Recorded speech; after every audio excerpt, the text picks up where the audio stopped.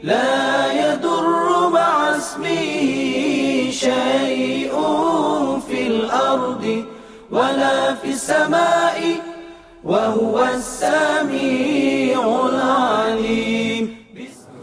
الحمد لله رب العالمين ولي الصالحين ولا عدوان إلا على الظالمين والصلاة والسلام على سيد الغر المحجلين إمام المتقين وعلى آله وأصحابه والتابعين. أما بعد.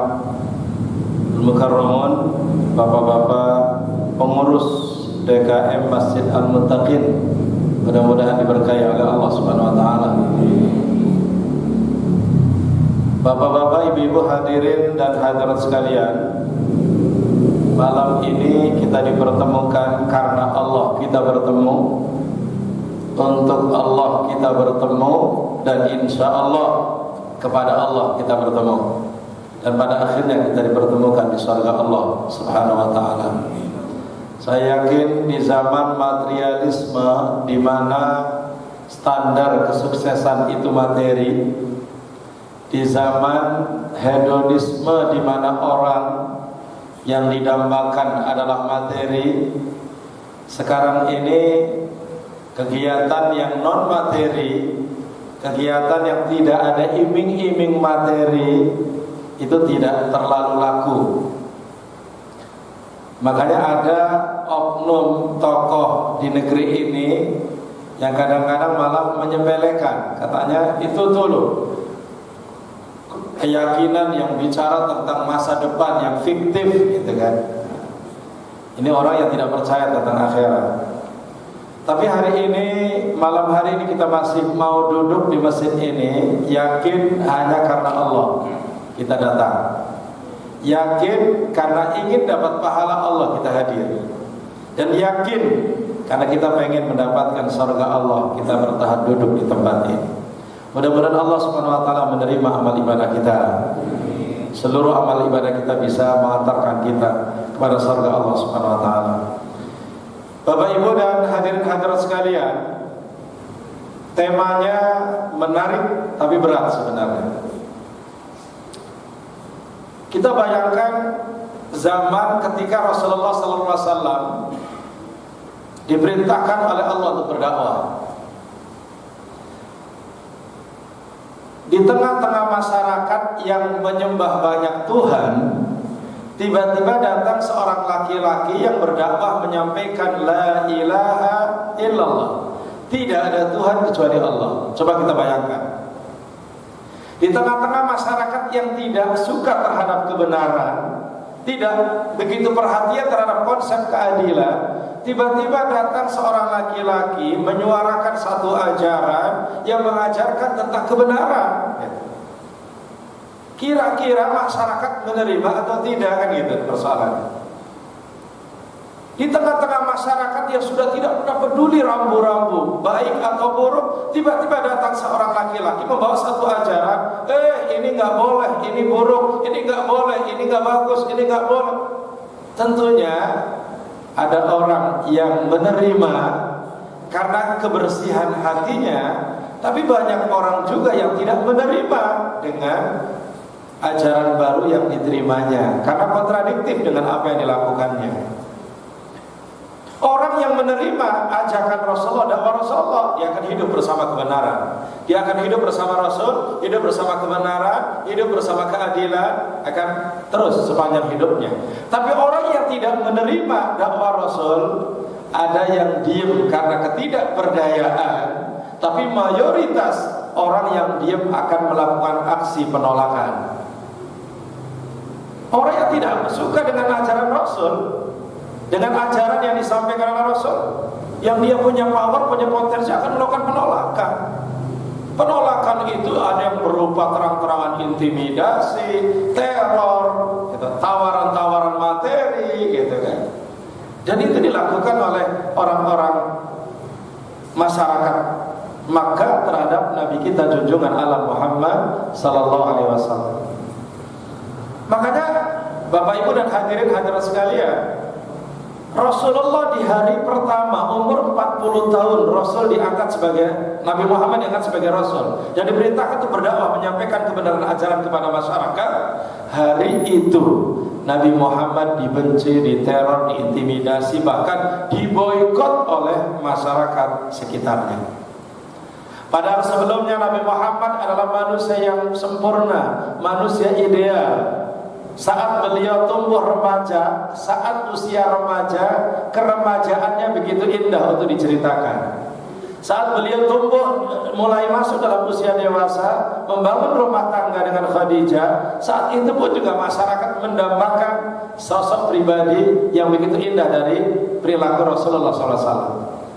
Bahkan julukan Al-Amin sebagai orang terpercaya disematkan oleh masyarakat Arab kepada beliau itu sebelum beliau diangkat jadi Nabi. Sebelum beliau menyampaikan kebenaran ajaran, Al-Amin julukan begitu terindah. Muhammad adalah orang yang jujur, Muhammad adalah orang terpercaya. Perilakunya, ungkapannya, sikapnya begitu indah untuk diceritakan. Tapi umur 40 tahun saat kemudian Allah memberikan wahyu kepada beliau dan memerintahkan beliau untuk menyampaikan kebenaran itu, saat itu pula beliau dibenci, dicaci, diteror, diintimidasi, bahkan mau dibunuh sekian kali. Pertanyaannya adalah, apakah mereka membenci Rasulullah atas nama Muhammad? Tidak. Mereka membenci Muhammad itu bukan sebagai Muhammad, tapi mereka membenci Muhammad, membenci ajaran yang disampaikannya, membenci kebenaran yang disampaikannya, membenci kalimat tauhid la ilaha illallah yang dikumandangkannya. Karena pribadinya tidak pernah ada masalah. Pribadinya begitu anggun, begitu santun. Tapi kenapa masyarakat Arab begitu benci banget sama Muhammad saat itu? Karena kebenaran ajaran yang disampaikan. Mereka benci kepada kalimat tauhid la ilaha illallah.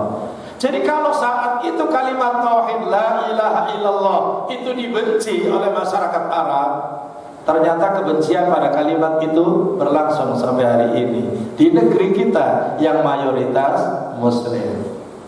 Ya kan? Terjadi kan?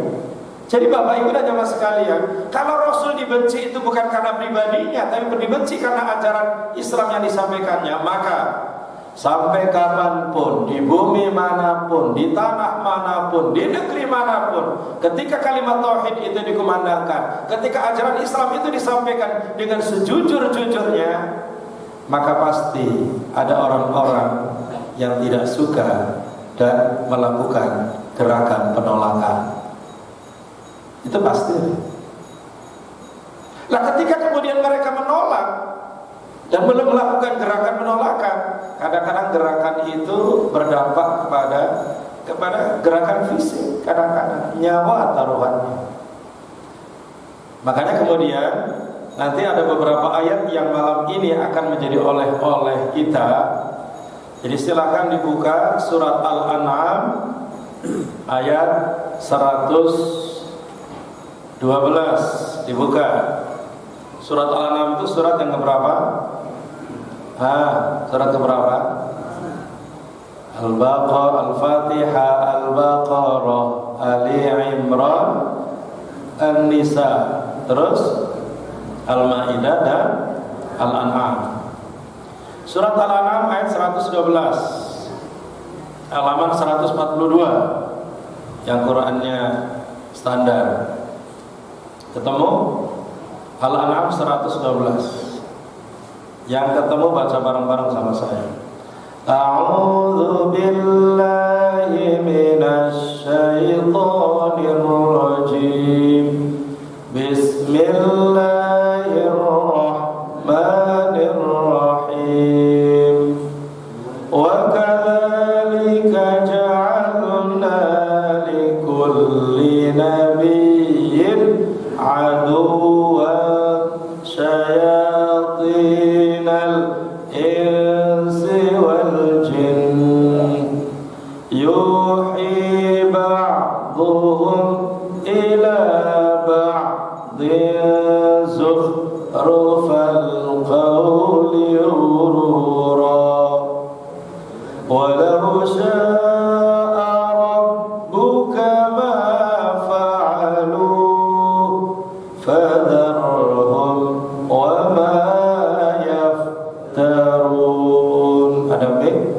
yang suaranya kencang, tolong dibaca terjemahnya. Al-An'am 112. Baik muda maupun tua, yang penting suaranya keras. Baik, silakan. Yang ada terjemahnya dibaca. Al-An'am 112. Dan demikianlah untuk setiap nabi kami menjadikan musuh yang terdiri dari setan-setan manusia dan jin. Sebagian mereka membisikkan kepada sebagian yang lain perkataan yang indah sebagai tipuan. Dan kalau Tuhanmu menghendaki, niscaya mereka tidak akan melakukannya. Maka biarkanlah mereka bersama apa kebohongan yang mereka ada-adakan. Ulangi, perhatikan baik-baik. Al-An'am 112. Di sini wa kadzalika ja'alna likulli nabiyyin aduwwa. Kami jadikan setiap nabi ada musuhnya, kata Allah. Musuhnya itu syayatin al-insi wal jin, setan-setan dari bangsa jin dan manusia. Setiap nabi Allah siapkan musuh. Yuhi ba'duhum ila ba'din zukhrufal qawli ghurura. Mereka saling membisikkan kata-kata yang menipu untuk memusuhi Nabi kita Muhammad. Mereka kong kali kong kerjasama bersatu untuk memusuhi Nabi kita Muhammad, memusuhi para nabi.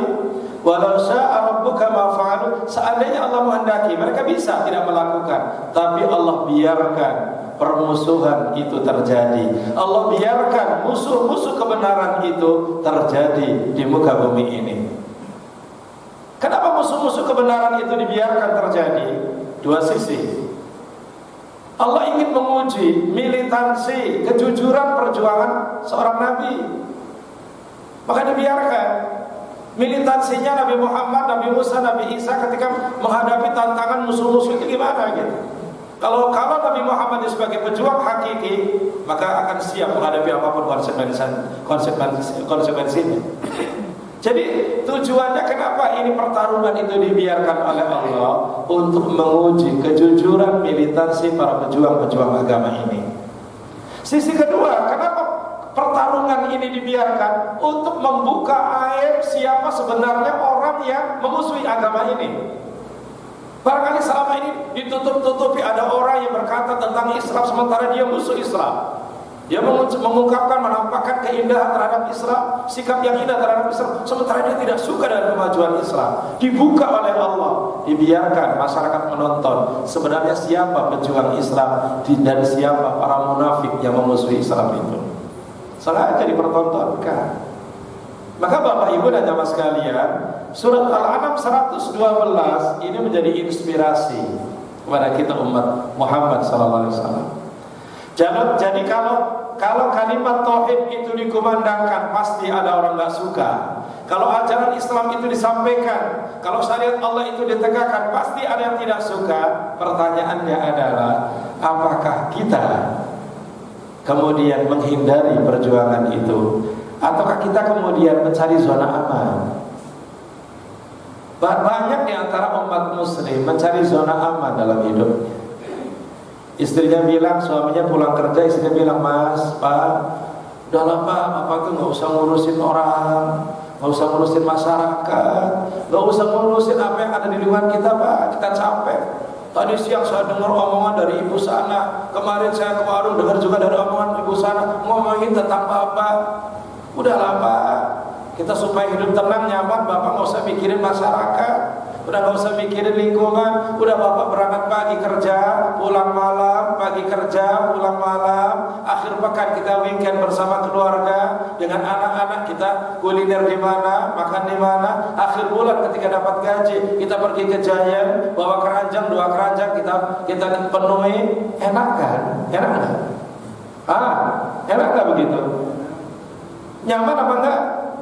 Kalau Bapak berangkat pagi pulang malam, akhir pekan keluar bawa mobil, istri dan anak-anak kita bercengkrama, kuliner makan di restoran mana. Akhir bulan kita belanja di Giant, 2 gerobak kita dorong. Enak enggak? Enak enggak? Nyaman apa tidak? Nyaman. Banyak orang mengambil zona aman begini. Hati-hati loh Pak, kalau bisikan ibu-ibu begitu.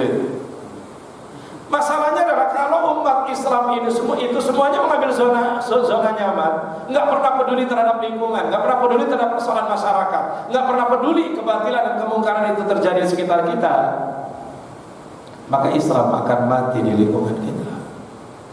Kalau Islam mati, kebenaran mati, siapa bertanggung jawab di hadapan Allah? Kita semuanya akan dipertanggungjawabkan di hadapan Allah.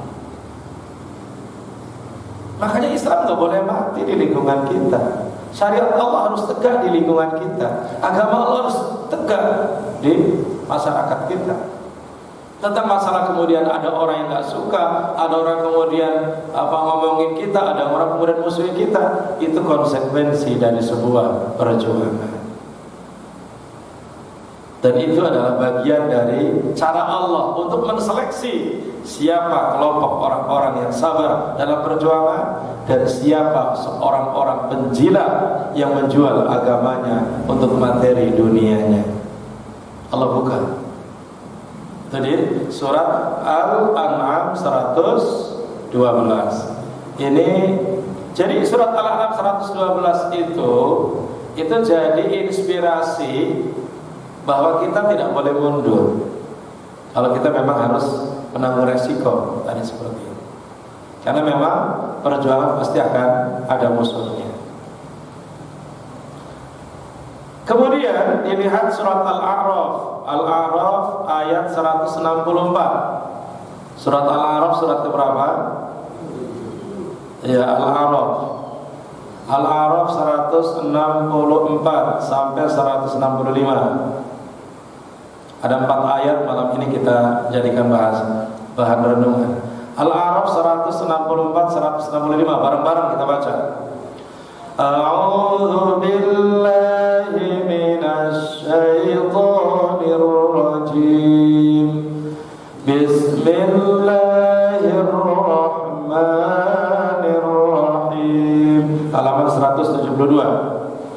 Wa idz qalat ummatum minhum lima ta'idhuna qawma Allahu muhlikuhum aw mu'adzibuhum 'adzaban shadida qalu ma'dziratan ila rabbikum wa la'allahum yattaqun.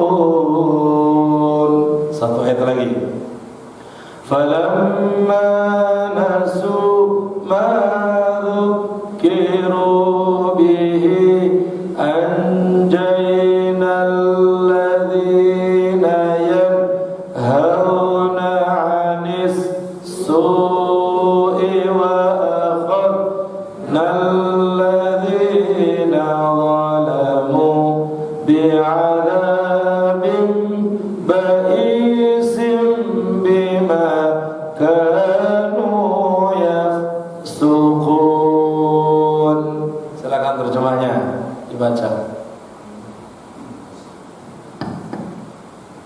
Dan ingatlah ketika suatu umat di antara mereka berkata, mengapa kamu menasihati kaum yang akan dibinasakan atau diazab Allah dengan azab yang sangat keras? Mereka menjawab, agar kami mempunyai alasan lepas tanggung jawab kepada Tuhanmu dan agar mereka bertakwa. Maka setelah mereka melupakan apa yang diperingatkan kepada mereka, kami selamatkan orang-orang yang melarang orang berbuat jahat, dan kami timpakan kepada orang-orang yang zalim siksaan yang keras disebabkan mereka selalu berbuat fasik. Bapak Ibu dan hadirin sekalian, tadi poin pertama, poin penting yang saya sampaikan di pengantar adalah bahwa ketika kalimat tauhid la ilaha illallah, ketika ajaran Islam itu disampaikan, ketika kebenaran itu disampaikan, keadilan itu dikumandangkan, pasti akan ada orang yang memusuhinya. Ini poin pertama yang mesti harus kita paham. Dan itu sejarah Rasul, kehidupan Rasul dari umur 40 sampai 63, 23 Rasul membawa Islam. Itu Rasul selalu dihadapkan pada tantangan-tantangan yang seperti itu. Ini, tetapi sekali lagi bahwa yang harus menjadi komitmen kita, Ustaz, ngapain kita kemudian hidup nyari-nyari yang susah? Itu kan tadi kan? Ngapain kita kemudian nyari susah-susah, repot-repot begitu? Udahlah, udah masing-masing mikirin sendiri-sendiri aja, cari zona aman saja gitu. Jadi kadang-kadang waswasus syayatin, bisikan setan itu membisikkan seperti itu. Dan kadang-kadang dari istri kita, dari keluarga dekat kita, dari suami kita, udahlah bu, nggak usah repot-repot, udah ibu di rumah aja ngurusin anak, keluarga, nggak usah capek-capek mikirin masyarakat, udah nggak usah keluar-keluar, digaji juga enggak, gitu. Kadang-kadang seperti itu. Padahal ini adalah sedang menjalankan tanggung jawab besar, menyampaikan risalah misi Allah Subhanahu Wa Taala ke muka bumi ini. Dan kita ingin menjadi hamba Allah terbaik di muka bumi ini. Dan yang paling penting, yang harus menjadi motivasi besar kita adalah kalau kita berbuat untuk Allah, maka Allah pasti akan menjaga kita. Ini penting. Yang membuat Nabi Muhammad terus gigih, para Nabi Musa, Isa menghadapi Fir'aun, menghadapi musuh-musuh besar, begitu gigih karena yakin saya sedang berbuat untuk Allah dan Allah pasti akan menjaga saya. Keyakinan ini yang harus kita munculkan dalam diri kita. Allah sudah tegas mengatakan, in tansurullaha yansurkum. Surat Muhammad. Kalau kalian menolong Allah, pasti Allah akan menolong kalian. Lihat Nabi kita Muhammad, Bapak Ibu dan jemaah sekalian. Nabi kita Muhammad itu sejak sebelum lahir backup Allah, ya, cara Allah untuk bisa mengawal kebenaran atau paling tidak mengawal menjaga calon kebenaran itu lahir tampak dari sebelum Rasul lahir. Kita lihat dalam sejarah, ketika Rasulullah belum dilahirkan, 50 hari sebelum Rasul lahir di muka bumi, terjadi peristiwa besar yang bernama peristiwa gajah, yang direkam dalam Al-Quran dengan istilah Ashabul Fil, surat Al-Fil. Pasukan gajah, Abroha dari Ethiopia, Afrika, dengan prajurit-prajuritnya, mereka kumpul, kemudian bergerak, masing-masing menaiki gajah yang begitu gede-gede, gitu kan. Besar-besar gajahnya, sekian puluh gajah berangkat, gitu kan. Kemana berangkat? Dari Ethiopia berangkat menuju Makkah. Untuk apa Abraham berangkat menuju Makkah? Mereka berangkat menuju Makkah untuk menghancurkan Ka'bah. Kenapa mereka ingin menghancurkan Ka'bah? Karena Ka'bah saat itu jadi simbol berkumpulnya, bersatunya bangsa Arab. Dan mereka tidak mau simbol itu tetap ada. Akhirnya Abraha dengan pasukannya berangkat dari Ethiopia, gitu kan, terus dengan langkah-langkah gajah yang santai, yang pelan, tapi keker-keker badannya yang kalau diserang lawan kuda juga susah, kuda itu. Sampai di perkampungan menjelang sampai ke Makkah, apakah Allah membiarkan? Ternyata Allah tidak. Islam belum lahir loh ini. Muhammad belum lahir. Islam belum lahir. Tapi Allah kemudian turun tangan, Allah utus satu ekor burung, Allah kemudian sertakan di burung itu satu batu kecil, gitu kan. Langsung dari atas sana dijatuhkan oleh burung itu, satu batu kecil itu bisa menghancur leburkan sekian puluh gajah yang ada saat itu. Hancur lebur, mati binasa. Peristiwa itu dikenal dengan peristiwa Ashabul Fil. 50 hari setelah peristiwa gajah itu Rasulullah dilahirkan. Makanya kemudian ya, Nabi Muhammad sering dalam cerita-cerita dalam sejarah lahir pada tahun berapa? Nabi Muhammad lahir pada tahun gajah. Karena saat itu, di tahun itu terjadi peristiwa yang besar namanya peristiwa besar, peristiwa gajah. Kakek kita, nenek kita kalau ditanya kayak dulu lahir tahun berapa gitu kan. Kakek nenek kita nggak kenal tahun biasanya. Oh kakek lahir dulu waktu itu Jepang datang Gestapo atau apa gitu kan. Gitu kan. Jadi peristiwa yang menjadi rekaman sejarah. Jadi Rasulullah itu tahun gajah dilahirkan. 2 bulan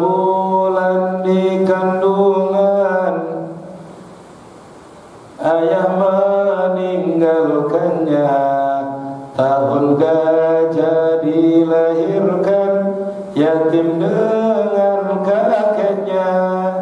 Itu kan Nabi cerita anak-anak tahun gajah dilahirkan. Nah, jadi coba bayangkan kenapa Allah ikut turun tangan, ya, sampai Allah turun tangan menghancurkan pasukan gajah akan menghancurkan Ka'bah. Kenapa? Karena Allah tahu bahwa Ka'bah kedepannya akan menjadi simbol kemuliaan bagi umat Islam di akhir zaman ini. Kalau saat itu Allah tidak turun tangan, mungkin barangkali Ka'bah sudah hilang, hilang Ka'bahnya, berarti hilang simbol kemuliaan umat ini. Tapi Allah turun tangan, Allah hancurkan Abraha dengan seluruh pasukan besarnya dalam rangka menjaga simbol kemuliaan Ka'bah itu. Saat itu memang Ka'bah belum menjadi simbol kemuliaan, tapi Allah sudah mendesain bahwa di akhir zaman nanti Ka'bah akan menjadi simbol kemuliaan bagi agama terakhir ini. Oleh karena itu Bapak Ibu dan hadirin sekalian, siapapun yang akan menghinakan Islam, siapapun yang akan merendahkan Islam di bumi manapun, di negeri manapun, Allah tidak akan membiarkannya. Siapapun yang akan menghinakan simbol-simbol yang dimuliakan oleh Allah dalam Islam ini, masjid adalah simbol kemuliaan, para ulama adalah simbol kemuliaan, Ka'bah adalah simbol kemuliaan, Al-Quran adalah simbol kemuliaan. Siapapun yang akan menghina, merendahkan, bahkan akan menghancurkan simbol-simbol kemuliaan itu, ingat baik-baik, meski kita diam, meski umat ini diam, Allah akan menghancurkan, Allah akan turun tangan membela kemuliaan agamanya. Silakan lihat dalam sejarah makhluk Allah di Jakarta dua tahun yang lalu, dengan arogannya kemudian merendahkan umat ini, dengan arogannya kemudian merendahkan simbol-simbol kemuliaan agama ini. Meski ada tokoh-tokoh umat Islam yang kemudian berada di sekelilingnya karena termakan oleh masuk angin, tadi sudah masuk angin, tapi bagaimana Allah bisa mudah turun tangan membangun kemuliaan agama ini? Allah begitu mudah dengan caranya. Bagi Allah terlalu mudah untuk bisa melakukan sesuatu untuk menghancurkan orang-orang yang ingin menghinakan agama Allah. Jadi ini pelajaran penting untuk kita pelajari, bahwa kebenaran harus kita sampaikan, ajaran Islam harus kita sampaikan, kalimat tauhid la ilaha illallah harus kita kumandangkan. Coba bayangkan, gara-gara oknum yang kemudian membakar bendera kalimat tauhid la ilaha illallah, apa yang terjadi? Akhirnya setelah itu kalimat tauhid terpampang di mana-mana. Ada topi kalimat tauhid, bendera kalimat tauhid, ada kalimat tauhid di mana-mana. Kenapa? Cara Allah begitu mudah untuk membangun kemuliaan agamanya. Makanya jangan sekali-kali menghina Islam, jangan sekali-kali merendahkan Islam. Allah akan turun tangan membantu dan membackup memuliakan agamanya. Ini diantaranya. Bapak Ibu dan hadirat sekalian, jadi ini prinsip pertama yang harus kita pegang baik-baik, ya. Kalau kita ingin mulia, tolong muliakan agama Allah. Siapapun kita, Pak, mohon maaf, kalau Bapak ada pejabat, barangkali Bapak dihormati oleh bawahan Bapak, itu sesaat ketika Bapak masih di atas sebagai pejabat. Kalau Bapak sudah tidak lagi jadi pejabat, bawahan Bapak tidak ada yang memuliakan Bapak. Kalau Bapak kemudian sebagai konglomerat orang kaya, orang-orang miskin banyak yang kemudian menghormati Bapak, itu karena Bapak sedang kaya. Kalau suatu saat Allah hancurkan kekayaan Bapak, apakah orang miskin di sekitar Bapak itu memuliakan Bapak? Tidak. Jadi kemuliaan kita bukan pada pangkat jabatan, kemuliaan kita bukan harta kekayaan, bukan ilmu pengetahuan. Kemuliaan kita ketika kita hidup bersama Allah. Kemuliaan kita ketika kita memasrahkan diri dan hidup membangun memuliakan agama Allah. Maka siapapun kalau pengen mulia, muliakan agama Allah. Dengan cara apa, Pak Ustaz? Saya bukan Ustaz. Saya orang biasa, saya masyarakat biasa, gak punya ilmu. Bagaimana saya memuliakan agama Allah? Memuliakan agama Allah tidak hanya tugasnya ustaz dan ulama. Memuliakan agama Allah tugas setiap muslim yang percaya kepada Allah dan beriman kepada Rasulullah dan beriman kepada Al-Quran sebagai agama, sebagai syariat Allah. Kewajiban semuanya. ustadznya mengajarkan ilmunya, orang kaya mengeluarkan dananya untuk fasilitas sarana kemajuan agama Allah, orang miskin dengan tenaganya kompak ingin bekerja bersama membangun kemuliaan agama Allah, pejabat kemudian membackupnya, memberikan kekuatan dengan kewenangannya. Disitulah agama Allah akan berdiri tegak di tengah-tengah kita. Dan itu adalah kerja bersama orang kaya, pejabat, orang miskin, dan ilmuwan. Orang ustadz, Pak Ustadz kalau sendirian gak akan bisa. Sendirian gak akan bisa, Ustadz. Ya jangan kemudian agama sebesar ini, semulia ini diserahkan pada ustadz aja gak akan bisa. Makanya ketika saya membuat pesantren sekarang di Cilodong, saya membuat program penyiapan guru tahfidz. Lulusan alia, lulusan SMA dari beberapa daerah kita seleksi, kemudian belajar di pesantren saya, tinggal di pesantren, ngapalin Quran 2 tahun, kemudian belajar bahasa Arab dan ilmu-ilmu syariah. Tahun ketiga kita kirimkan ngajar di beberapa daerah, beberapa pesantren. Tahun keempat kemudian nulis skripsi dan S1, kemudian mereka mandiri menjadi guru tahfidz. Gratis, makan, buku, dan biaya hidup kita backup. Dari mana? Dari donatur. Awal mulanya sederhana saya membuat program ini. Saya ngomong dengan salah seorang jamaah saya bilang, kita ini gak bisa hafal Quran, udah tua begini. Anak keturunan kita barangkali belum bisa juga kita siapkan jadi ahli Quran. Tapi kita pengen punya andil untuk menyiapkan guru Quran, ingin menyiapkan para hafidh Quran. Akhirnya apa? Bagaimana kalau saya biayai 1 orang, atau biayai 1 orang? Siap kita nyari 10 orang deh. Kalau 1 orang biaya hidup 500.000, saya bilang 5 juta cukup untuk menyiapkan 10 calon hafidh yang akan menjadi guru Quran yang akan tersebar di negeri kita. Sederhana. Akhirnya saya ngomong, teman-teman dapat 13 orang yang siap membackup. Berarti 6,5 juta. Kita seleksi cari calon mahasantri. Dapat waktu itu 7 atau berapa. Kemudian di donatur yang komitmen 13 orang itu, ternyata bulan pertama jalan, bulan berikutnya tinggal 6. Tapi kemudian ini mahasantri jalan terus kan, makan jalan, semuanya jalan, gaji guru juga jalan. Nah saya ketika keluar dari Libya, saya dulu ngajar di Libya Jakarta, gajinya lumayan bagus. Tapi kemudian saya keluar ditawari jadi pembimbing haji. Di antara pertimbangannya cuma 1. Saya kalau pembimbing haji saya akan banyak kenal orang kaya. Yang di situ barangkali ada orang-orang baik yang siap kemudian backup pesantren ini. Di antara, berarti Ustaz materialisme tapi bukan untuk pribadi saya. Hanya saya keluar dari Libya, kemudian saya jadi pembimbing haji plus. Dari 2013 sampai 2000 kemarin saya masih bimbing plus. Itu saya ketika ketemu orang saya cerita, ngomong, ada yang bilang, oke Ustaz saya siap 300 sebulan, baik, ngomong lagi, ngomong terus mana-mana. Saya bilang ini bukan untuk pribadi saya tidak pernah malu untuk menyampaikan ini karena bukan untuk pribadi saya.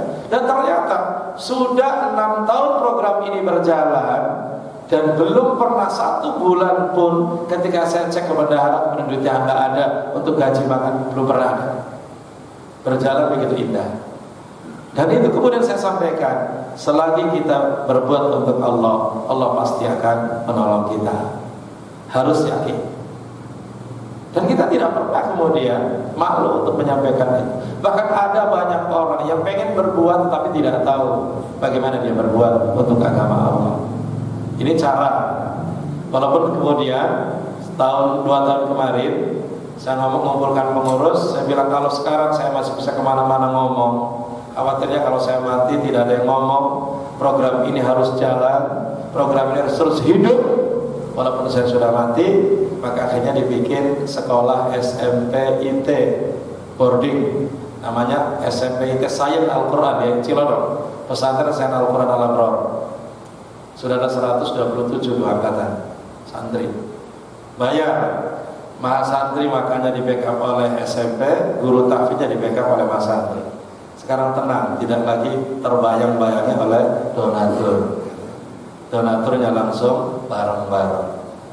Ini cara bagaimana kita berbuat untuk Allah. Nah di surat Al-A'raf, dilihat kembali surat Al-A'raf 164. Apa katanya?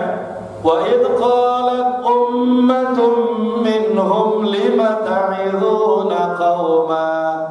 Kalau ada orang yang bilang sama kita, ngapain si ente kok peduli sama orang? Ngapain ente kemudian kok ngurusin orang? Ngapain si ente ngurusin orang ribet-ribet kayak gitu tuh? Udahlah, biarin aja. Kalau ada orang berbuat dosa, biarin Allah yang akan menghancurkan. Kalau ada orang berbuat maksiat, biarin Allah yang akan mengadabnya. Udah, masing-masing aja. Ini bahasa Qur'annya begitu loh. Di masyarakat suka ada begitu kan. Kadang-kadang orangnya kayaknya alim, ustaz, tapi ngomongnya nggak enak banget tuh kadang-kadang. Kadang-kadang, mohon maaf Pak, preman kadang-kadang lebih berharga bagi Islam daripada ustaz, tokoh agama. Contoh gini nih, makanya ada hadis Ibnu Taimiyah itu dalam buku politik Islamnya. Ibnu Taimiyah mengatakan innallaha yu'ayyidu hadzal din birrajulil fajir. Kadang-kadang Allah memperkokoh agama ini dengan para preman. Itu ada hadisnya begitu. Dan kadang-kadang di masyarakat terjadi. Kalau umpamanya di sini ada tokoh agama, tokoh masyarakat, ada preman-preman nongkrong, tiba-tiba ada di masyarakat kita ada satu rumah dibuat pelacuran namanya. Malam ini laki-laki dari mana datang, nginep, besok malamnya ganti orang lagi, sekolah ganti orang lagi. Kemudian ada anak muda yang punya semangat untuk berdakwah, ngomong sama ustaz. Pak Ustaz, Assalamualaikum, mohon maaf, ini saya barangkali ganggu. Memang ada apa? Itu di rumah di sana, itu di kampung kita, di perumahan kita ada pelacuran tiap malam ganti laki-laki nginep di sana. Ini apa yang harus kita lakukan? Kata Ustaznya, kamu gak usah mikirin orang. Belum tentu kita lebih baik daripada mereka. Udah, gak usah mikirin orang, masing-masing saja. Belum tentu kita lebih baik daripada mereka. Udah masing-masing aja, udah pulang aja, biarin aja. Kayaknya bijaksana banget kan? Bijaksana sekali kan? Karena memang semangatnya tinggi untuk membersihkan lingkungannya. Anak muda ini mendapat jawaban dari seorang ustaz begitu, kemudian pulang sambil ada ketidakpuasan, tiba-tiba melewati tempat tongkrongannya preman. Lagi pada ngapain? Biasa, lagi main gaple, sambil ketawa-ketawa. Kalian tahu nggak? Ada apa? Itu di kampung kita, ini perumahan kita, ada satu rumah jadi pelacuran. Tahu nggak? Di rumah mana? Di rumah itu. Coba kita lihat tiap malam ganti orang. Preman langsung marah. Oh, nggak bisa, nggak boleh kampung kita dikotori. Kita harus bertindak. Ayo kita ke sana. Hanya preman ke sana langsung usir. Kamu siapa? Pergi. Pulang sana. Ayo pergi. Dan bilang sama majikannya, sama yang punya rumah, mulai malam ini nggak boleh ada tamu laki-laki yang ini. Kalau ada, saya obrak-abrik. Makanya ketakutan, tamunya bubar. Kira-kira bagusan mana dalam hal ini? Ustaz atau preman? Bagusan mana? Ustaz apa preman? Ternyata dalam konteks ini preman lebih bermanfaat buat agama daripada ustaz. Itu. Jadi kemuliaan orang itu ternyata ada pada kontribusi dan perannya dalam membangun kemuliaan agama Allah. Terjadi loh begitu. Terjadi. Dan saya ketika muda pernah kayak gitu. Nyampaikan ke ustaz, jawaban ustaznya begitu. Ustaznya itu seakan-akan kayak bijaksana banget. Udahlah, gak usah mikirin orang, belum tentu kita lebih baik daripada mereka. Udah masing-masing aja kamu pulang, udah biarin. Mereka juga urusannya dengan Allah kok. Kalau mereka dosa juga akan disiksa Allah. Kayaknya indah banget kan? Tapi ternyata itu adalah pelemahan, melemahkan semangat untuk berdakwah, memuliakan agama Allah di lingkungan kita. Surat Al-A'raf 164 itu disampaikan dalam Al-Quran. Apa bahasa Qur'annya? Kalau ada sekelompok orang bilang, lima ta'iduna qawma, ngapain kamu ngurusin masyarakat? Ngapain kamu capek-capek mikirin masyarakat, mikirin lingkungan?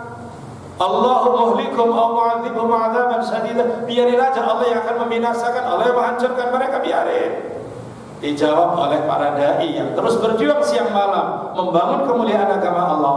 Satu alasan pertama, kenapa? Qalu ma'dziratan ila rabbikum.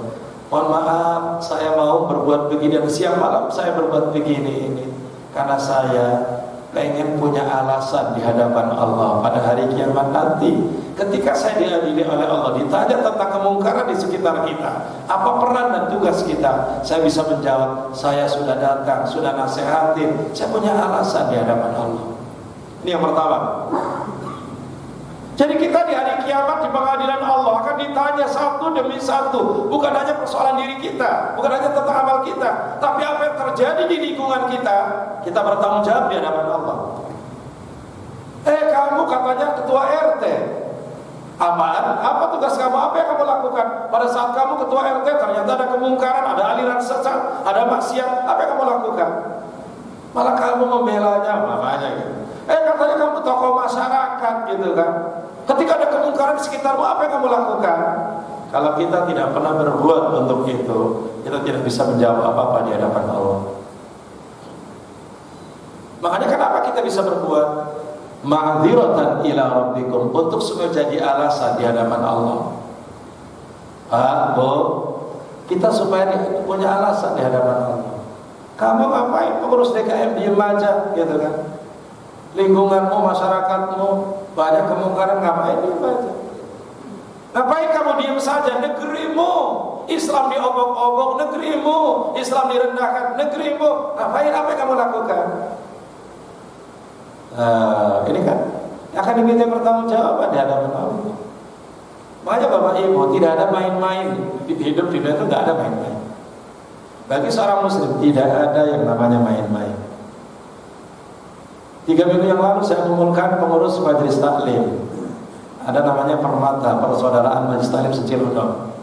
Ustadzahnya dan ketua majelis taklimnya saya kumpulkan. Saya bilang, sekarang ini lagi musim pilpres, pileg, nanti ada lagi pilwalkot, pil banyak banget lah, pil begitu. Saya bilang, kadang-kadang saya dengar ustadzah bilang kita netral, mau pakai politik, gitu kan? Bagus, saya bilang. Majelis taklim tidak boleh diributkan dengan politik, bagus. Tapi saya bilang, ustadzah harus nyoblos, harus milih. Ustadzah harus milih pilihan yang terbaik, yang maslahat buat agama dan bangsa. Dan kalau ustadzah milih, ustadzah pun punya tanggung jawab mengarahkan jamaahnya untuk memilih. Masalahnya milih siapa, saya bilang gitu kan. Masalahnya milih siapa? Milih orang-orang yang kita yakini memiliki agama yang bagus, akhlak yang bagus. Milih orang-orang yang kita yakini bisa membangun bangsa, negara, dan bisa menjaga agama. Itu yang kita pilih. Mohon maaf saya bilang, ini saya langsung, ini jujur saya terang. Ustadzah, ketua majelis taklim, kalau ada caleg mengasih apa, terima. Tapi jangan kemudian berarti ustadzah langsung milih caleg itu. Siapa yang kita pilih? Yang punya akhlak dan agama yang bagus, yang yakin bisa membangun bangsa dan menjaga agamanya. Awas saya bilang, kalau ada ustadzah pengurus majelis taklim memilih orang-orang yang hanya karena materi yang dia dapatkan, hanya karena kemudian sumbangan yang dia dapatkan, itu namanya pelacur, saya bilang. Kita menjual agama, menjual diri seperti itu. Lo gak bisa, gak ada main-main. Karena kita ingin menjaga kemuliaan Allah, menjaga kemuliaan agama Allah. Jangan sampai agama kita dilecehkan. Sekarang ini bapak-bapak, agama itu jadi komoditi. Mohon maaf, jadi kita kadang-kadang diperebutkan hanya karena ingin mereka mendapatkan apa yang mereka inginkan. Ustadz, kiai-kiai, tokoh masyarakat kadang-kadang didekati gitu kan. Ini saya contoh. Ketika Nabi Muhammad hijrah dari Mekah ke Madinah, masyarakat Madinah itu lagi sedang senang-senangnya kepada Rasul, cintanya kepada Rasul. Bukti cinta itu adalah pujian. Orang kalau cinta pasti banyak memuji. Itu sudah fitrah. Orang kalau cinta pasti memuji, banyak memuji. Para sahabat ketika cinta pada Rasulullah terlontar pujian-pujian indah terhadap Nabi kita Muhammad sallallahu alaihi wasallam. Ketika Nabi Muhammad hijrah dari Mekah, di Mekah diintimidasi 13 tahun Nabi Muhammad diteror, diintimidasi. Bahkan malam itu Nabi Muhammad sudah dikelilingi rumahnya oleh anak-anak muda Al-Gojo yang siap mengeksekusi, membunuh Nabi Muhammad. Malam itu ibu-ibu yang ada di rumah sudah ngobrol, ingat besok pagi akan ada berita besar. Awas, besok pagi ada berita besar apa? Akan ada berita Muhammad terbunuh. Sudah begitu kan, gencar banget. Tapi Nabi Muhammad diselamatkan oleh Allah. Keluar dari rumah dengan Abu Bakar, kemudian menuju ke Gua Thur, bersembunyi di sana sekian hari, kemudian berangkat menuju ke Madinah. Hari itu Nabi Muhammad disayembarakan. Siapa yang bisa menangkap Muhammad hidup atau mati akan mendapatkan 100 ekor onta. Coba bayangkan, masyarakat Mekah semuanya keluar mencari Muhammad. Di tengah-tengah gentingnya kondisi Makkah, masyarakat Madinah sedang rindu-rindunya menyambut kedatangan Nabi kita Muhammad. Rindu banget menyambut kedatangan Nabi Muhammad. Sampai siang itu karena beritanya Nabi Muhammad datang hari ini, ayo bapak-bapak berdiri, ayo baris di jalan ini. Yang suaranya merdu di depan, ayo rebananya pegang, rebana, ayo, gitu kan? Sampai begitu kan? Nah, ada bayangan hitam langsung, itu jangan-jangan Rasulullah, ayo siap. Ternyata ketika mendekat, ya bukan. Oh itu lagi, jangan-jangan Rasulullah itu ya. Siap rebananya, siap yang para munsidinnya, ya. Suaranya merdu-merdu. Benar, ketika Rasulullah datang dengan Abu Bakar, disambut dengan pujian terindah oleh para sahabat.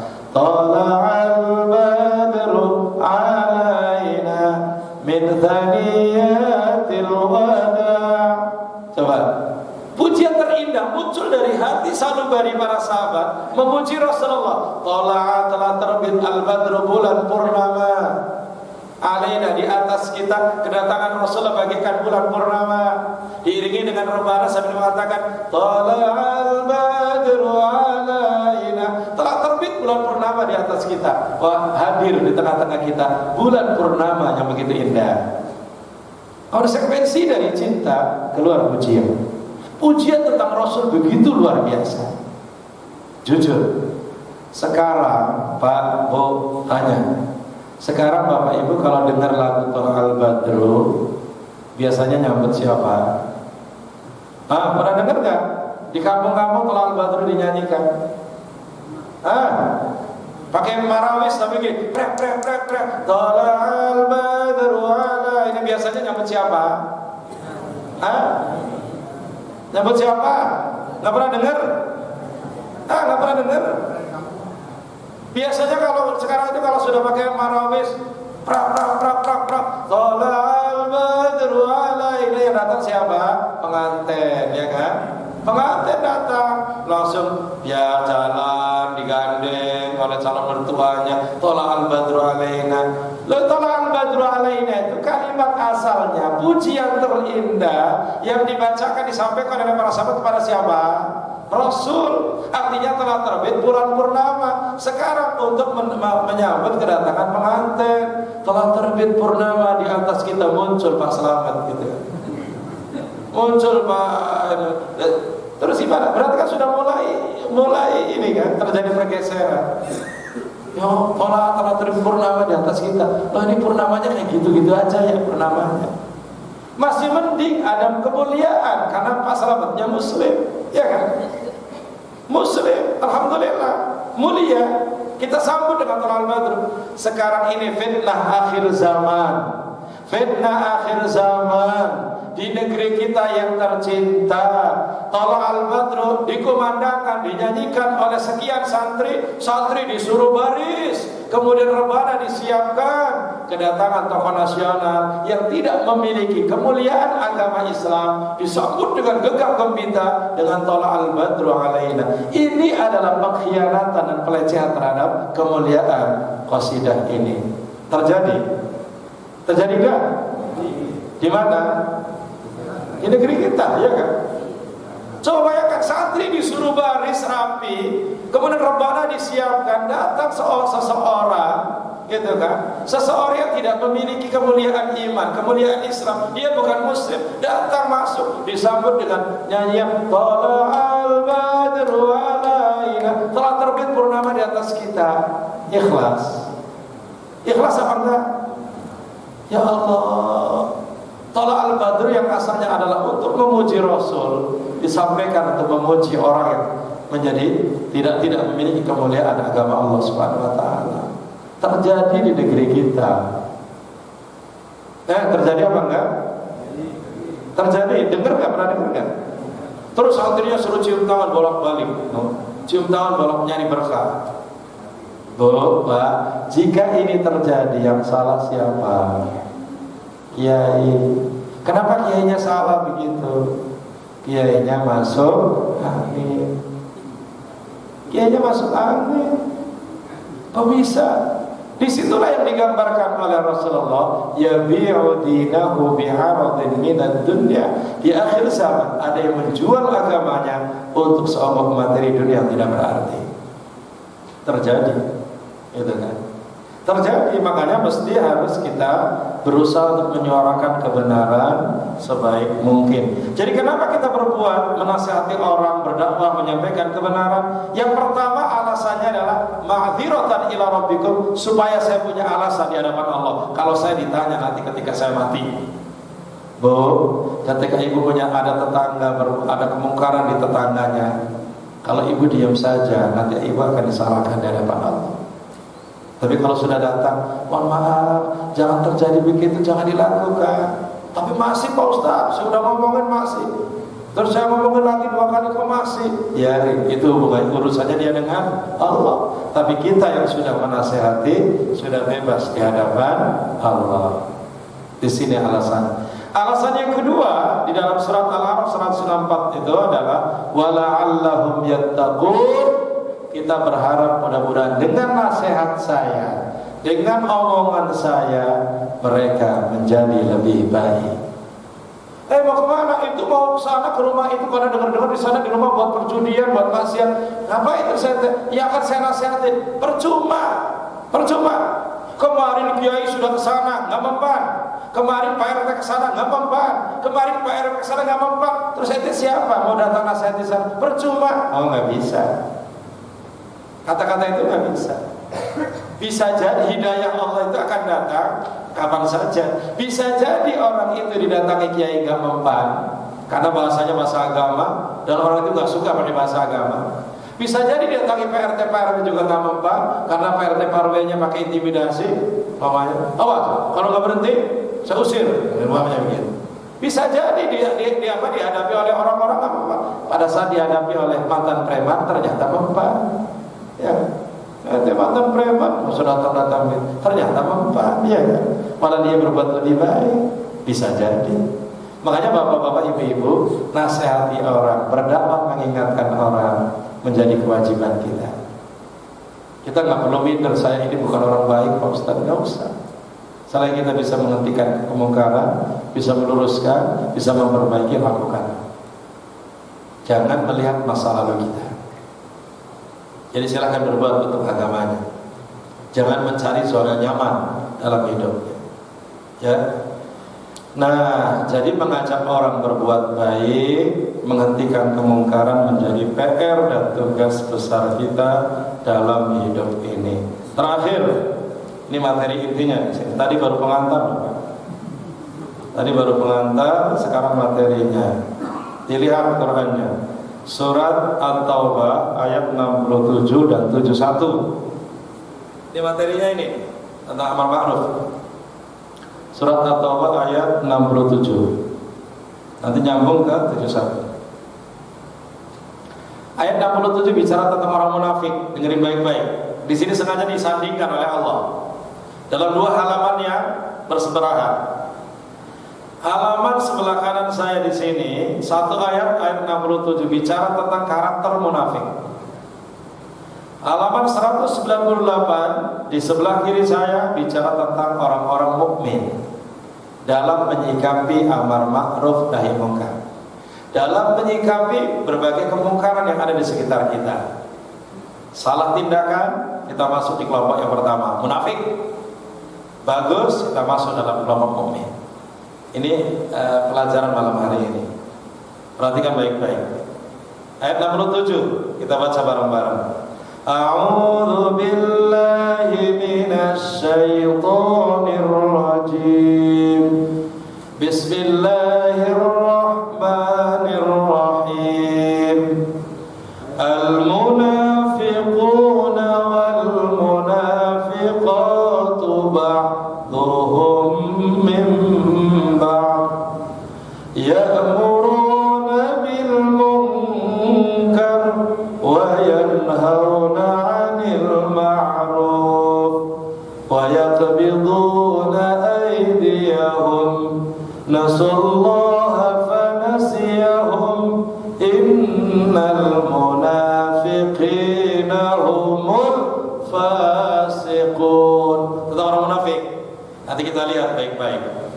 Ayat 71, wal mu'minuna wal mu'minatu ba'duhum awliya'u ba'd ya'muruna bil ma'rufi wa yanhauna 'anil munkar wa yuqimuna as-salata wa yu'tuna az-zakata wa yuti'una Allah wa rasulahu ulaika sayarhamuhumullah innallaha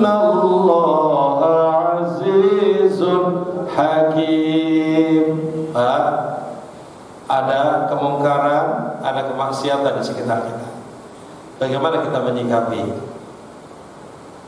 Rasul berdakwah, mengajak orang berbuat baik, memberantas kemungkaran. Bagaimana kita bersikap? Pasif, aktif, atau kita kemudian tidak peduli? Di sini kita cek baik-baik. Coba dibaca terjemah surat At-Taubah 71, dari 71 dulu terjemahnya. Silakan. Karakter mukmin. Kalau bapak ibu ngaku mukmin, di sini diperhatikan. Ya. Dan orang-orang yang beriman, laki-laki dan perempuan, sebagian mereka menjadi penolong bagi sebagian yang lain. Mereka menyuruh berbuat yang makruh dan mencegah dari yang mungkar, melaksanakan sholat, menunaikan zakat, dan taat kepada Allah dan Rasul-Nya. Mereka akan diberi rahmat oleh Allah Subhanahu wa Ta'ala. Sungguh Allah Maha Perkasa lagi Maha Bijaksana. Sebentar, Bapak Ibu, ada istilah amar ma'ruf nahi mungkar. Awas, baca bareng-bareng. Amar ma'ruf nahi mungkar. Awas, nanti jadi pejabat bilang amar ma'ruf sampai nggak ketemu-temu loh. Ada pejabat kita di Indonesia, ya kan? Mau nyebut amar ma'ruf nggak ketemu-temu kan? Amar ma'ruf nahi mungkar, nahi mungkar. Ada kan sampai di TV itu kan? Coba pejabat dari partai Islam bilang amar ma'ruf nahi mungkar nggak ketemu-temu. Ngomongnya amar ma'ruf nahi mungkar gitu ya. Ulangi, amar ma'ruf nahi mungkar. Amar itu memerintah, mengajak, ma'ruf kebaikan. Amar ma'ruf itu mengajak kebaikan, nahi mungkar melarang kemungkaran. Dakwah itu isinya dua, Pak. Dakwah itu isinya dua, mengajak orang berbuat baik dan melarang orang berbuat kemungkaran. Dakwah itu harus sinergi. Satu sisi program kita mengajakin orang ngaji, sisi lain juga kita punya sikap tegas bagaimana kemungkaran tidak terjadi di sekitar kita. Jadi pengurus DKM Al-Muntaqin programnya itu dua sisi, harus sinergi. Satu sisi ngajakin masyarakat, berikan pencerahan, diajak untuk ngaji. Sisi lain jangan sampai ada kemungkaran, maksiatan terjadi di sekitar masjid ini. Harus seirama, amar ma'ruf nahi mungkar. Kalau kebaikan diajak, dibangga-banggakan, terus digemakan, sementara kemungkaran dibiarkan, maka yang terjadi akan kuat-kuatan. Pak, Bu, kalau nanam padi, rumputnya tidak dicabutin. Kira-kira berlomba padi sama rumput tinggian mana? Padi adalah gambar dari sebuah kebaikan, rumput adalah dari kemungkaran gambarannya. Jadi kalau kita pengen padi itu menghasilkan panen yang bagus, yang bisa dinikmati, kebaikan itu dirawat dengan baik, dikasih pupuk, dirawat, tapi kemungkarannya harus dihilangkan. Kalau kemungkarannya dibiarkan, maka padi dengan rumput akan bersaing. Kalau kebaikan kita ngajakin orang, kemungkaran dibiarkan, mohon maaf. Kalau pengajian dibongkar, bapak-bapak, ibu-ibu diumumkan, malam ini ada pengajian. rumah sana ada kemaksiatan dibiarin, sana perzinaan, perjudian, mabuk-mabukan dibiarin. Yang terjadi anak-anak generasi kita sekitar masjid ini 5-10 tahun yang akan datang kayak apa? Senang ngaji atau senang mabuk? Ini senang mabuk. Jadi ini akan kuat kemungkaran. Makanya di sini surat At-Taubah ayat 71, ciri orang mukmin itu yang pertama adalah amar ma'ruf nahi mungkar. Ciri mukmin. Orang imannya benar kalau punya semangat, punya kecemburuan terhadap agama. Orang kalau imannya benar terhadap Allah, terhadap Rasul, terhadap agama, maka dia bisa mengajak orang lain. Bu, saya tanya bu, ibu-ibu dari Sawangan Depok kemudian mau pulang ke Pondok Sukmajaya, kemudian di Tole Iskandar ada toko baru, supermarket baru, ada sekolah yang baru gitu kan, ada mall baru. Yang baru kelihatan, ya Allah ada mall baru. Akhirnya bilang sama suaminya, Pak mampir dulu Pak, mampir sebentar. Ini mall baru kayaknya, belum pernah tahu Akhirnya mampir sama suaminya. Kemudian ketika baru masuk di mall itu ternyata ada stok pakaian diskon 50-70%. Ya Allah baju bagus banget Pak, ini diskonnya 50%. Diambil lagi. Ya Allah ini Pak, ini bagus banget 70%. Diambil lagi. Sampai kemudian ada 3-4 baju diambil semuanya. Di situ ada tertulis diskon sampai tanggal 5 Januari, seminggu lagi.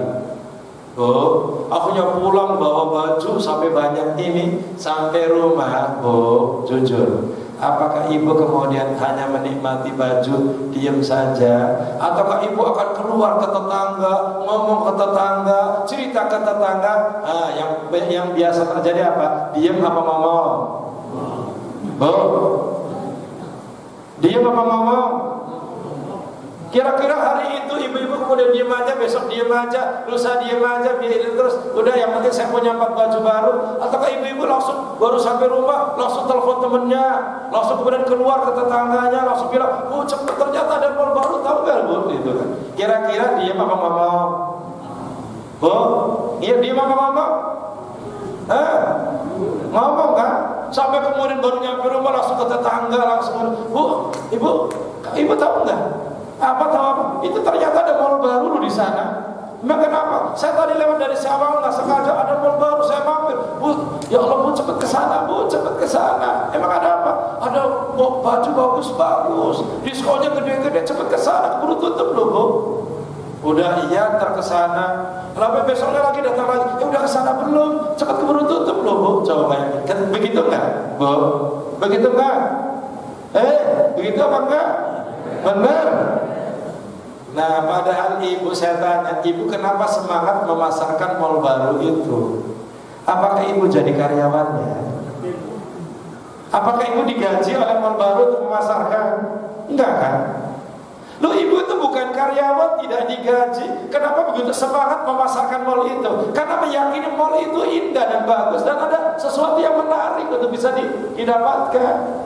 Sama seorang mukmin ketika dia menarik, yakin bahwa Islamnya itu adalah menarik dan bagus, mestinya memasarkan Islam pada orang lain. Kalau ada seorang muslim ngaku sebagai seorang muslim, tidak pernah ngajak orang, tidak menyampaikan kebaikan Islam pada orang lain, berarti diragukan, itu percaya nggak sih sama Islam itu? Jadi sebenarnya ini konsekuensi amar ma'ruf sebenarnya. Amar ma'ruf itu menawarkan kebaikan Islam kepada orang lain. Bukti keimanan seseorang adalah menawarkan kebaikan Islam pada orang lain. Amar ma'ruf. Tapi dalam waktu yang bersama, kalau anda seorang mukmin yakin dengan kebenaran Islam, kebenaran Allah Rasulnya, anda punya cemburu. Ketika Islam dihina, anda harus marah. Ketika Islam direndahkan, anda harus marah. Kalau anda tidak marah, berarti anda tidak yakin dengan Islam anda. Dan disitulah namanya nahi mungkar. Jadi amar ma'ruf nahi mungkar itu adalah karakter mukmin. Nah, kita lihat sekarang. Bu, Pak, kalau ada orang ngaku mukmin, ngajakinnya yang gak benar-benar. Sementara ada kalau pengajian, diomongin, itu pengajian gak benar, itu pengajian politik itu. Itu pengajian bubarin aja itu, gitu kan. Kira-kira ini mukmin atau bukan? Lihat surat At-Taubah 67. Baca Pak, At-Taubah 67. Cermati baik-baik. Ini perimbangannya. Orang-orang munafik laki-laki dan perempuan satu dengan yang lain adalah sama. Mereka menyuruh berbuat yang mungkar dan mencegah perbuatan yang ma'ruf. Perhatikan bedanya apa mukmin dengan munafik. Ulangi terjemahnya. Orang munafik cirinya apa? Mereka menyuruh berbuat yang mungkar dan mencegah perbuatan yang ma'ruf. Dan mereka menggenggam tangannya kikir. Mereka telah melupakan Allah, maka Allah melupakan mereka pula. Sesungguhnya orang-orang munafik itulah orang-orang yang fasik. Coba cermati tulisannya. Ketika bicara orang munafik, ayatnya ciri orang munafik adalah ya'muruna bil ma'rufi wa yanhauna 'anil munkar. Amar ma'ruf nahi munkar. Mengajak kebaikan, memberantas kemungkaran, ini mukmin. Ketika bicara orang munafik bahasanya apa? Ya'muruna bil munkari wa yanhauna 'anil ma'ruf. Mencegah apa? Amar munkar nahi ma'ruf. Orang munafik cirinya apa? Amar munkar nahi. Amar munkar, ya'muruna bil munkar, ngajakin orang berbuat munkar. Oh, promosi kemungkaran, hidup di promosi, ngajakin orang, donasi, nyumbang untuk kemungkaran. Tapi wa yanhauna 'anil ma'ruf, kalau ada pengajar, ada kebaikan, cari-cari celah untuk mempermasalahkan kebaikan. Itu namanya munafik. Coba istilahnya beda loh Pak. Istilahnya mukmin amar ma'ruf nahi. Ini siapa? Mukmin. Orang munafik dibalik, amar munkar. Ulangi, orang munafik karakternya apa? Amar munkar nahi ma'ruf. Tinggal dibalik. Ulangi, mukmin cirinya apa? Amar ma'ruf. Awas jangan keliru, keluar dari sini nahi mangkur. Jangan. Saya malu ustadznya. Jamal mutakin nahi mangkur. Ustadznya siapa? Jangan memalukan. Ulangi, orang mukmin cirinya apa? Amar ma'ruf nahi munkar. Orang munafik amar munkar. Ulangi, munafik cirinya apa? Amar munkar. Jadi orang munafik itu semangat mempromosikan kebatilan, semangat mempromosikan kemungkaran, bahkan siap membackup dengan hartanya untuk kemungkaran. Itu udah ciri kemunafikan itu. Dalam waktu yang sama, kalau ada kebaikan selalu diotak-atik dipermasalahkan. Ini ciri munafik. Ada pengajian itu awas pengajiannya itu, itu ustaz itu pengajian, jangan ngaji ke sana, itu ngaji politik. Awas tuh itu.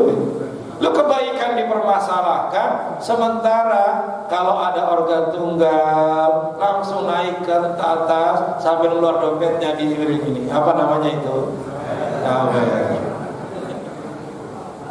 Mohon maaf, semangat banget kalau pakai panggung gembira organ tunggal langsung nyumbang. Ini dari saya sekian. Tapi kalau pengajian jangan saya ini sudah ada kemunafikan di dalam diri kita. Kita lebih cenderung kepada kemaksiatan, cenderung kepada kemungkaran, dan tidak tertarik kepada kebaikan. Itu adalah bagian dari karakter munafik. Mohon maaf. Jadi kalau ada kebaikan jangan kemudian terpancing untuk mempermasalahkan. Sementara kalau ada kemungkaran dibiarkan. Makanya ketika bendera tauhid itu dibakar oleh oknum orang-orang yang mengatasnamakan muslim, umat akan marah. Kenapa? Karena kenapa harus membakar kalimat tauhid? Memang nggak ada pekerjaan lain kan? Ini kan bagian dari kebaikan. Jangan sampai kebaikan di otak-atik, sampai ada pengajian dibubarkan, ustadznya langsung pengajian dibubarkan. Loh, kenapa pengajian dibubarkan? Memang nggak ada pekerjaan lain. Kemaksiatan, kedurhakaan, kemudian tontonan-tontonan yang kemudian melanggar syariat, kenapa nggak dipermasalahkan? Kenapa pengajian dipermasalahkan? Ini khawatir masuknya di ayat yang 67 surat At-Taubah. Jadi Bapak Ibu menjawab satu pertanyaan tema yang tadi dibahas di awal. Amar ma'ruf itu tanggung jawab siapa? Pertama jawabannya, amar ma'ruf itu konsekuensi dari sebuah dakwah perjuangan. Dakwah perjuangan. Amar ma'ruf itu konsekuensi dari sebuah keimanan. Orang yang punya iman mesti harus berbuat. Tidak harus diperintah, harus berbuat. memasarkan Islam, mengajak orang terhadap Islam, dan memberantas kemungkaran. Itu amar ma'ruf nahi mungkar. Jadi kewajiban siapa amar ma'ruf nahi mungkar? Kewajiban setiap muslim, kewajiban setiap orang yang percaya kepada Allah, beriman kepada kebenaran Islam. Nah, yang jadi perlu diwaspadai adalah At-Taubah 67. Jangan sampai amar mungkar nahi ma'ruf. Jadi sebelum ditutup, coba diulangi. Ciri orang mukmin apa? Amar ma'ruf nahi. Artinya apa? Mengajak kebaikan, memberantas kemungkaran. Dalilnya surat apa? At-Taubah ayat Taubah berapa? 71. Sementara orang munafik cirinya apa? Amar nakir, mungkar nakir itu malaikat nanti yang nggak ada mungkar nakir, nggak ada hubungannya. Cirinya orang munafik apa? Amar mungkar nahi ma'ruf. Artinya apa? Semangat mengajak kemungkaran dan mengotak-atik kebaikan. Surat apa? At-Taubah ayat 70 ayat 67. Ini oleh-oleh kita malam hari ini, mudah-mudahan bermanfaat. Nggak usah sampai malam, takutnya nanti jadi alasan pekan depan, pekan berikutnya nggak ngaji lagi karena ngajinya kemalaman.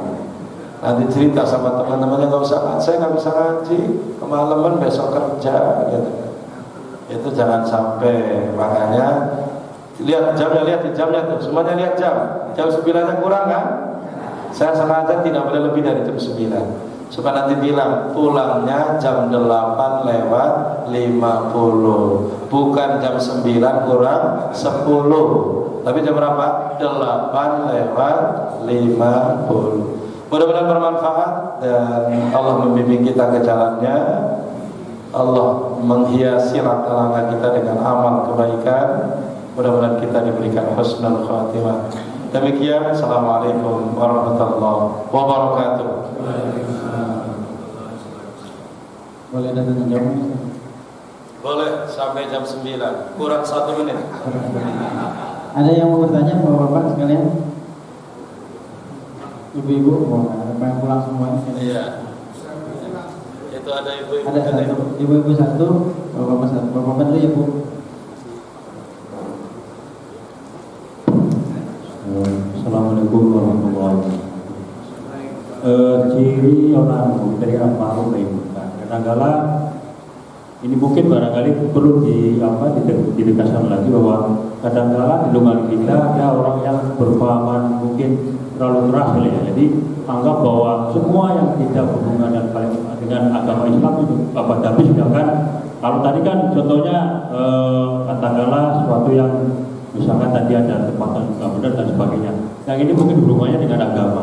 Kan ada di sekitar kita itu agama yang berbeda. Kadang-kala yang sifatnya keras, kadang-kala gereja apapun dibabat habis. Itu mungkin perlu landasan ayat tertentu yang ada di Al-Quran hal itu. Kemudian yang kedua mengenai pujian kepada Rasulullah SAW. Itu memang kita benar bahwa kadang-kala pujian-pujian itu di luar satu nalar kita. Tapi ada sebolongan yang menganggap bahwa kalau pujian-pujian terlalu tinggi ke Rasul, kadang-kadang mungkin ada satu golongan yang menganggap itu terlalu gimana itu, ada yang mungkin berlebihan. Iya, berlebihan dan sebagainya, dan memanfaatkan yang musyrik atau apa gitu.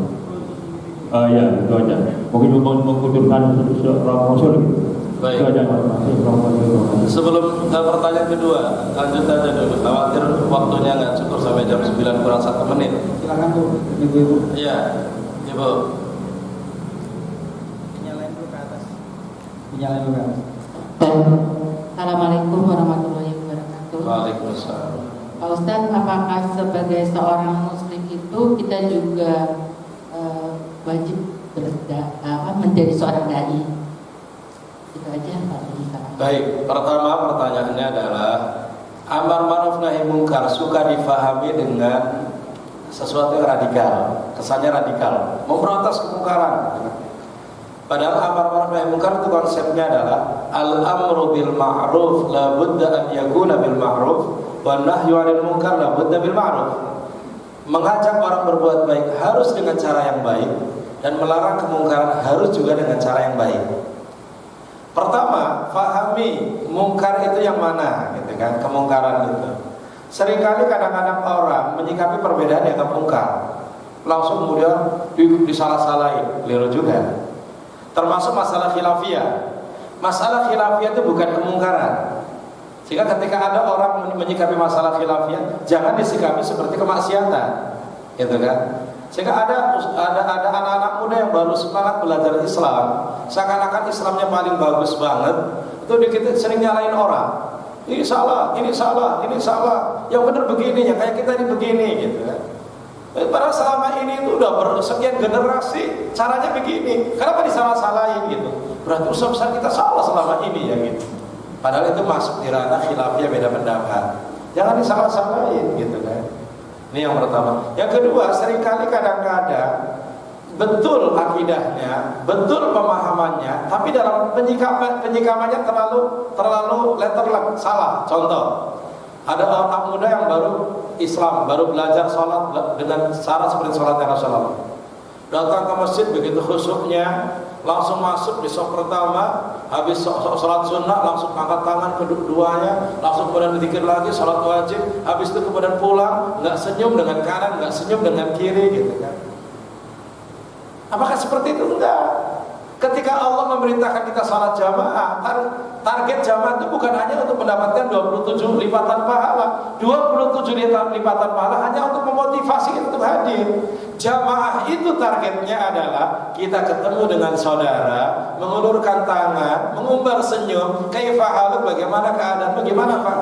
Itu jamaah. Jadi kalau datang ke masjid, ngaku Islam banget, nggak senyum kanan, nggak senyum kiri, khusyuk banget, langsung datang cemberut, pulang cemberut, nggak begini, gitu kan? Apalagi nyalain orang yang ada salah, nggak paham itu, dengan karakter perbedaan. Jadi termasuk menyikapi non muslim ada aturannya. Jadi amar ma'ruf nahi mungkar itu prinsip yang harus kita lakukan, tapi harus ada etika dalam beramar ma'ruf nahi mungkar. Dalam ilmu dakwah disebutkan la inkara fi masailil khilaf, tidak boleh ada pengingkaran dalam masalah khilafiyah. Datang ke masjid, imamnya qunut, ikuti. Datang ke masjid, ada zikir jamaah, ikuti. Datang ke masjid, ikuti aja. Khilafiyah itu nggak boleh disalahkan. Kalau ada orang nyalain masalah khilafiyah, dia nggak paham fikih, nggak ngerti fikih, karakter fikihnya. Yang pertama, yang kedua, tadi masalah apa saya lupa pertanyaan. Puji-pujian. Bapak sekalian, puji-pujian itu sebuah karakter. Ketika orang cinta itu mesti puji kan. Bapak-bapak ketika cinta pertama sama istrinya puji-puji dulu kan. Ngomong ke bapaknya gitu, memang istrimu kayak gimana caranya? Bagus, lupa, semuanya dipuji-puji. Orang karakter cinta. Bapak ibu ketika kemudian cinta sama anaknya terus dibangga-banggakan di hadapan orang. Sampai orangnya bosan, paling cerita tentang anaknya lihat aja. Nanti paling cerita juga tentang anaknya. Bosan. Ketika kita cinta pada Rasul, pujian itu terungkap di dalam bibir kita. Tadi tolak al-badru alaina itu pujian kan. Itu nggak bisa dibohongi dengan nggak salah, pujian itu nggak salah. Tapi kadang-kadang ada yang selalu sinis. Oh, pujiannya terlalu berlebihan. Satu contoh kan, anta syamsun anta badrun anta nurun fawqa nuri. Itu kan pujian. Engkau bagaikan matahari, engkau bagaikan bulan, engkau cahaya di atas cahaya. Kadang-kadang masuk, oh itu berlebihan. Ukuran berlebihannya di mana? Ulama-ulama Saudi bersikap terhadap rajanya berlebihannya juga nggak masuk akal. Kalau hari nasional, hari kemerdekaan, hari nasional, hari kerajaan, itu satu halaman penuh gitu foto raja sampai kalimatnya, kalimat saya ungkapkan ayat tahan, kalimat ayat sahibul jalalah yang punya keagungan, kalimat-kalimat yang jalalah mestinya kepada Allah untuk rajanya juga begitu. Jadi sudah tidak ada yang dikatakan hulu berlebihan itu kalau mengandung syirik gitu, minta-minta pada Nabi itu baru hulu. Tapi sekarang memuji Nabi adalah orang terbaik, orang yang terhebat di muka bumi ini, wajar. Dan terakhir, apakah kita setiap muslim harus menjadi seorang dai? Ibu-ibu bapak sekalian, seorang muslim harus berdakwah. Dakwah itu mengajak memasarkan Islam, memberantas kemungkaran. Itu dakwah. Kalau ini dikatakan dai, orangnya namanya dai. Tapi seringkali kadang-kadang kalau dai yang dimaksud adalah dai istilah yang sekarang, yang ceramah kemana-mana, seorang muslim tidak harus menjadi penceramah. Kalau dai itu artinya penceramah. Tapi kalau dai artinya adalah mengajak kebaikan, amar ma'ruf, dan kemudian bersikap terhadap kemungkaran, nahi munkar, berarti seorang muslim harus menjadi seorang dai. Artinya kita harus amar ma'ruf nahi munkar. Tapi kalau harus dengan, apakah harus dengan ceramah? Enggak. Ada orang yang bisa ceramah tapi efektif di dalam memperbaiki lingkungannya. Ada orang pintar ceramah tapi tidak berpengaruh apa-apa terhadap lingkungannya.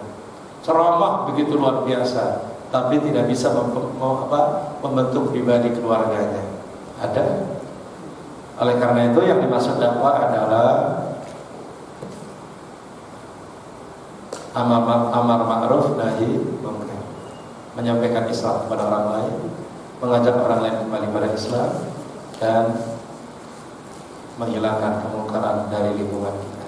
Baik, tepat jam 9. Cukup sampai di sini, kurang lebih minta maaf. Assalamualaikum warahmatullahi wabarakatuh. Alhamdulillah, jazakumullah khairan kepada Ustaz Fakhrul atas kesediaannya untuk hadir kembali ke Masjid Al-Muttaqin setelah berapa tahun Ustaz? Pak Haji Yusuf berapa tahun kan? Jadi kalau dulu Pak Haji Yusuf belum jadi ketua RW, sekarang jadi ketua RW. Iya kan? Oh iya. Alhamdulillah, mudah-mudahan tiap bulan kita bisa jadwalkan Ustaz Fakhrul berada di tengah-tengah kita. Mudah-mudahan kita tutup dengan doa penutup majelis. Subhanaka Allahumma wa bihamdika asyhadu an la ilaha illa anta astaghfiruka wa atubu ilaik. Billahi taufiq wal hidayah. Assalamualaikum warahmatullahi wabarakatuh.